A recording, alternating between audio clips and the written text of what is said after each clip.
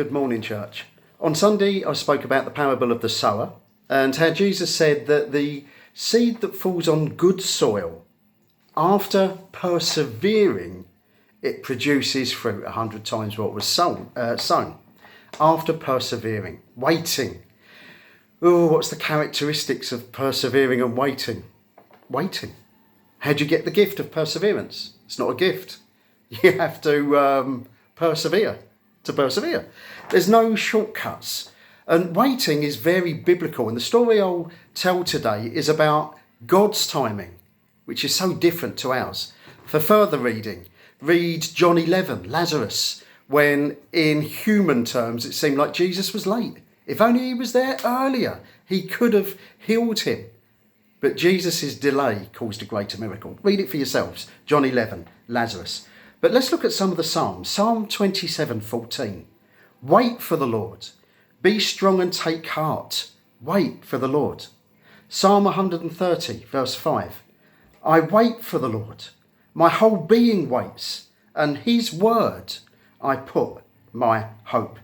And David said in Psalm 40, verse 1, I waited patiently for the Lord. That means enduring. He turned to me and heard my cry. One of my favourite verses, actually, I know I've got a lot of favourites, but this is one of my favourites. And in my prayer time, I often quote this back to God. Isaiah 64, verse 4. Since ancient times, no one has heard, no ear has perceived, no eye has seen any God beside you who acts on behalf of those who wait for him. Actually, another translation says, who does things on behalf of those who wait for him. Joshua and Caleb waited 40 years to enter the promised land, still full of faith. Jesus waited 30 years for his ministry to begin. We're not too sure how long Joseph waited for the promises of God on his life. And we know that King David waited years to be crowned king after being anointed. Waiting, persevering, God's timing, so different to ours. This story that I promised you was all about waiting on God, even though it meant going on an exciting journey or a crazy journey. Depends what your perception is. For a season, God called me and Sarah to lay down everything and go and help with a new church plant down in Exmouth. It literally meant laying everything down, leaving all our securities and once again living by faith. And there we were in a time of this season where an old friend of mine got in touch. He was running a Bible weekend in the Medway towns, and he said, you've got to come. He said, you've got to come. And then he said to me, if you come, you'll have dinner with R.T. Kendall. I thought, okay, I'm coming. He said, and you'll get to meet Matthew Oshomolo and all these big names of God. He said, come, you'll spend quality time with them behind the scenes. So I thought, okay, I've got to come. So I said to Sarah, I've been invited to this Bible weekend. What have we got? So we looked at all of our assets, our means, no savings or any luxuries like that. We had 45,000, we had 45 pounds, not thousand. Oh, I'd love that. We had 45 pounds in the bank to feed a family of 7. Yeah, we had 5 children then, and me and Sarah, 45 pounds, yeah. We could have been comfortable, stayed at home, not take a risk and had a normal week. Instead, Sarah said, I think you've got to go. So I said, okay, we'll use our last 45 pounds as fuel, put it in the car. I said, we'll go to Eastbourne so that you can stay with your mum. Some friends of my old church in Chatham said, if you're coming, stay with us. Please come and stay with us. So I had somewhere to stay. So all things were looking good. So I remember we put our last 45 pounds in fuel in the car and set off to Eastbourne, and we told the children, we said, look, sorry, you've got crazy parents. We believe we've heard from God to do this. So you're going to stay with Nanny in Eastbourne for a week, and I'm going to go off to Eastbourne, and then somehow we'll all get back. There were no provisions, no plan B. So we got to Eastbourne, great journey, and when we got there, the car was literally on empty. The gauge had gone, boom, no more fuel. There we are in Eastbourne from Devon. We got that far. Sarah's mum and dad were very pleased to see us. Sarah's stepdad, Vince, he said, how are you getting to Medway tomorrow? Would you like me to give you a lift? He said, because I've got a new car and I'm running the engine in. I'd love to take you there. I went, yeah, okay. Well, there was another problem solved. We didn't even have time to pray for it, really. The solution was there. There I am in Medway. There I am with friends putting me up. There I am going back to the hotel. I'd go back to the hotel with all the other guest speakers and stuff like that and spend quality time with them. Then I'd go back to this house to be looked after. So I wasn't a hotel guest, even though I had the luxuries of it, if that makes sense. It was a brilliant weekend, absolutely fantastic. Heard some really good teaching and some quality time with some people who are walking very closely with God. Then on the Sunday night, we was planning to go home on the Monday. Sarah phoned me up and said, how are we getting home? I said, I don't know. She said, have you been given any money? I said, no. She said, do you think you should talk to someone? I said, no. No, God had said, go, and to trust him. That really, what it felt like behind the scenes, for God to say, trust me in this.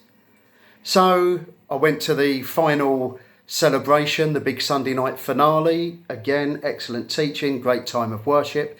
Then we all went back to the hotel for talking and coffee. And one by one, I saw all the other pastors leave to either go back to their room or leave the hotel to whatever destination they were going to. Because the next day, Monday, life was back to normal. As they all left, suddenly I'm the last one sitting in the lounge thinking, what do I do? This isn't the 11th hour. This isn't the 12th hour. This is 2 o'clock in the morning. Everyone's gone. I've got no way of getting home.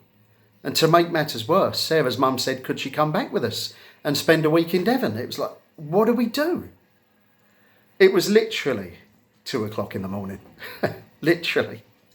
So I'm walking out of the hotel. I'm walking down the corridor. I'm ready to leave the doors and walk back to the house that I was staying in. Didn't have a clue what to do.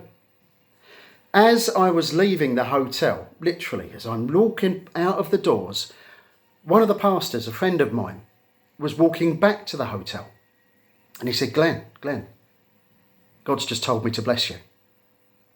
And I put my hands out to receive prayer, thinking, yeah, pray for me. I'd love to be blessed. And he said, no, you don't understand. God has told me to bless you. And I went, well, pray for me then. He went, you don't understand. He said, God has told me to empty my wallet in your hands. So I said to him, go on then. Put my hands out, and he literally emptied his wallet in my hands. There was £140 in his wallet. That was fuel home. I then told him, I said, Grant, I had no way of getting home. I didn't know what I was doing. I was walking out of here and I had no answers.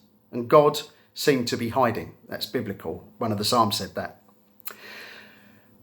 He was then encouraged that he'd heard God and he was blessed. He was now in this adventure. He'd come in on it by listening to God, being obedient, pouring his wallet in my hands, and he realised why.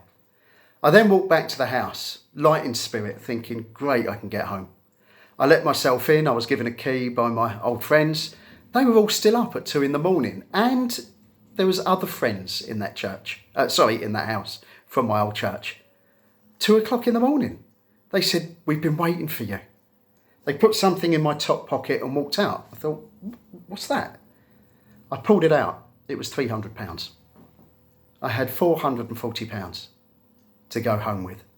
So even though it was the early hours of the morning, I phoned Sarah up on the mobile and said, borrow some money off your mum in the morning, fill the car up with petrol, buy her flowers at the same time. We've got £440.